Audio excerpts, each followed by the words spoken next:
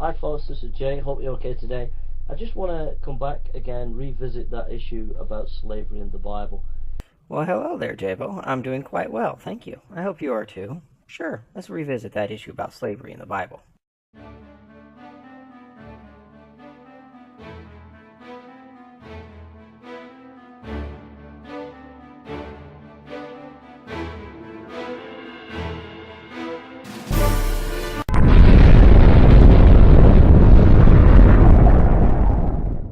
The internet atheists are pumping out all the time because that's all they can do. They can't really think deeply, so they kind of throw attacks against Christianity, desperately trying to win an argument which they can't win.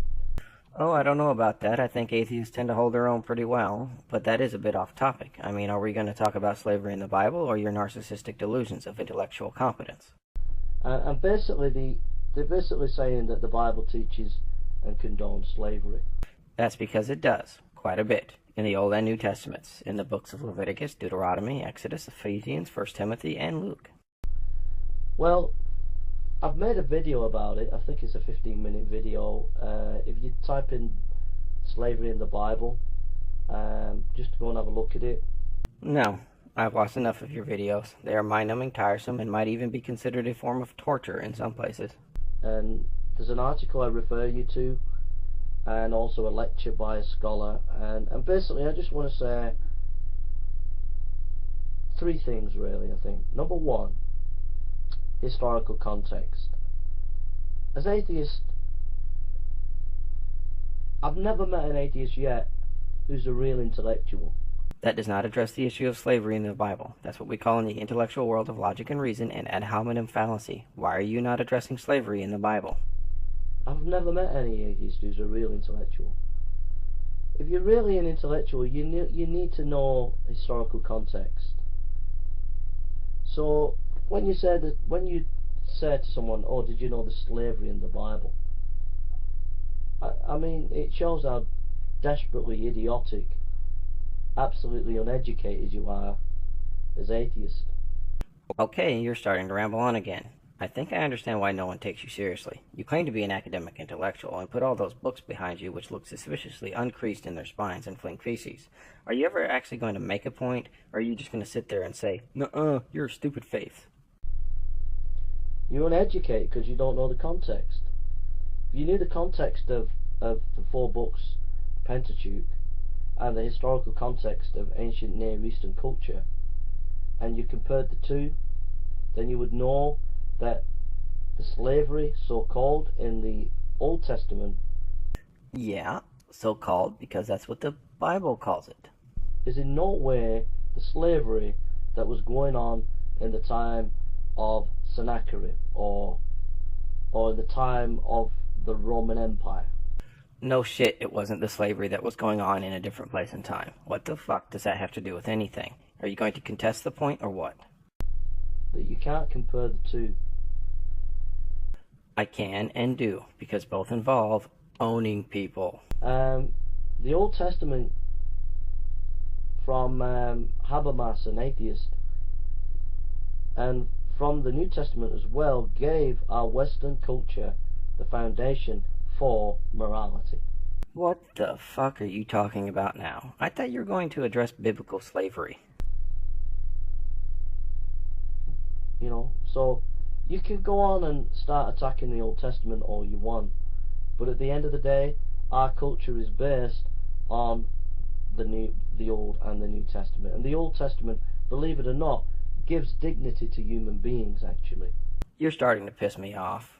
Not much in this world can piss me off, but rambling on and on about unrelated crap when you say you're going to talk about something is one of them. Also, the Bible does not depict human dignity, but actually gives favor to the Jews and promotes slavery and rape and slaughter of non-Jews. That is not human dignity. When you actually look at the Old Testament and study it, all the Old Testament in its context, there is a theology of dignity for human beings, which you wouldn't know as atheists, because all you do is pull out little bits here and there. No, we actually just choose not to ignore the bits and pieces people like you ignore. You know, the parts that make your claim about human dignity a completely stupid thing to say. And get everything out of context. So the first thing is look at the historical context of the Pentateuch, and then in relation to ancient Near Eastern culture, and the two are not the same. The requirements of owning a slave in the Old Testament is more like a domestic servant. It's not the same as the slave that you would think from the what to call it, from the deep south in the 1900s, right? Wait. You want us to understand more historical context and then say that the Bible slaves are not like the slaves of the Deep South from the 1900s? Yeah. Because the 13th Amendment of the U.S. Constitution, and I assume you mean the U.S. Deep South, because that is a particularly U.S. vernacular, wasn't enforced until 35 years after it was adopted as part of the U.S. Constitution in December of 1865? Second, you are full of crap on the slavery of the Bible, and you know it. That is the same tired and old argument we always get. So, once again, I will point out that while some slavery may have been debt slavery, this only applied to Jewish slaves, and even then there were situations where they could be made lifelong slaves. Non-Jewish slaves were just like the slaves of the Deep South, property like cattle and land. So it's not the same. Secondly, Jesus is the paradigm that we look through everything as Christians. You never bring this up. You never bring anything what Jesus teaches. You never bring anything about his teaching, his theology, and how he understands the Old Testament and what he thinks. We most certainly do. We talk about how he told slaves to obey their masters, which implies he has no moral objections to slavery. And Jesus is the ultimate model, and he gave himself and died on a cross for us. And he came to serve so that we might be free. And that's the model. The model is that we do not dominate people, that we serve people. That's retarded. You seriously just said that our role is not to be served by people, but to serve people. Who the fuck are we all supposed to be serving if all of us are doing the serving? Because you're not intellectually honest. You're not intellectually competent. And the whole Old Testament is pointing to Christ, pointing to him. Oh, really? Because I know an entire religion that would disagree with you. You know, the religion that wrote the Old Testament, the one that was around before Christianity. If you haven't guessed, which I must assume that you haven't, I'm talking about the Jews. What's the Hebrew word for slave? The Hebrew word for slave is Eved, not to be confused with the hired worker, Sakir, wherein the Eved received no pay, was a member of the master's household, and whose masters exercised patria potestas, or patriarchal power. But of course, you are being intellectually dishonest here, or are showing your true ignorance by failing to acknowledge that the single term for slave, Eved, was rarely used by itself because of the differences and different rules applied to non-Jewish slaves, or Eved Kanaani. Jewish slaves were for the most part as you described, but again, non-Jewish slaves were not, and in both cases they were considered property, which means, regardless of the circumstances, it was an immoral act because it lowered the status of the slaves to that of cattle. Atheist. Look at the history of Bible translations over the last 500 years on the word slave and do a study. And you'll be shocked at what you find, atheist. You'll be very shocked.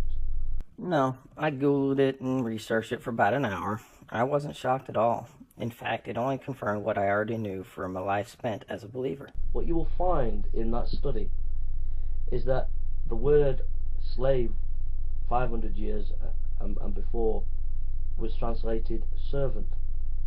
But as the years passed on, and as our modern culture began to think about the issue of slavery, it began to interpret the word servant and put in slave. No, the single word applied to both according to every single source I could find, and was further translated to a more specific meaning by a suffix. Why don't you stop posing in front of uncreased books and actually read them? You'd be shocked at what you learn. Because in the ancient Near East, there was no concept of slavery as we understand slavery. He goes on with this lost in translation excuse for quite some time. Let's skip ahead to his next point. You will not get a teaching of slavery as you define it. Nothing to add here. I just thought his goofy look of smug self-satisfaction was hysterical, especially considering how wrong he is. You're not exegesis. You're eisegesis. You're not exegesis. Aww, he learned some new words. It's so cute how he misuses exegesis. No one in the atheist world today I know could ever debate me on the issue of exegesis because you have no idea about it. And so it begins. The "I'm such a super smart guy and you're scared of me, so won't debate me because you're not smart" mantras. I'll skip past all that. You really, as atheists, are a total, utter joke on the internet. How you doing? You alright? And you're a joke. You're an absolute joke.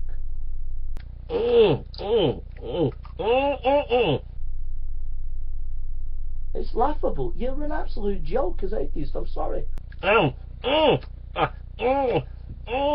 Taste it. You're an absolute joke. Taste it. You're an absolute joke. Oh yeah. You're a joke, atheist.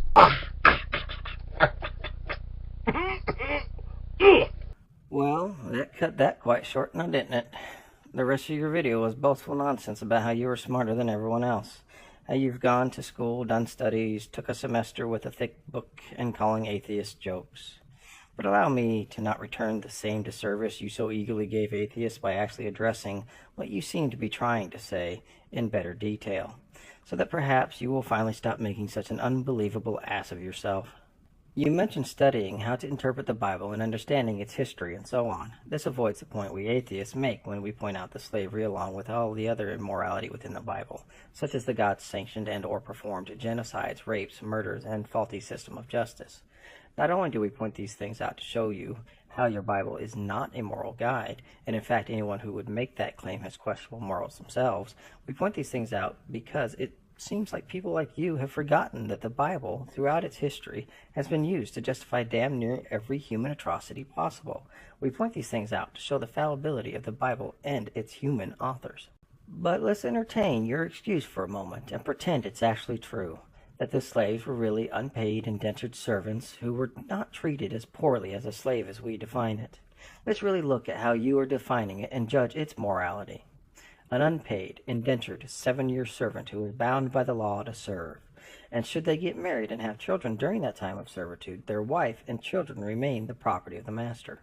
A person who is still treated as property, as a laborer there to work for free and be cast out into the streets once their time of service is done. How in the hell can you say this is moral? Would you work for free for anyone for 7 years who could keep your wife and kids as property should you have acquired them during your time of service? Are you this much of a smug, shit-heel fuckwit that you can't understand that even your definition of slave or servant is still fucking immoral? I'm just going to end this by letting the Nib High School principal address everything that you have said and I show, and all that ego-stroking bullshit that I cut out because I think he words it quite effectively.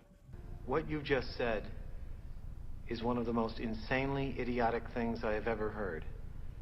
At no point in your rambling, incoherent response were you even close to anything that could be considered a rational thought. Everyone in this room is now dumber for having listened to it. And may God have mercy on your soul.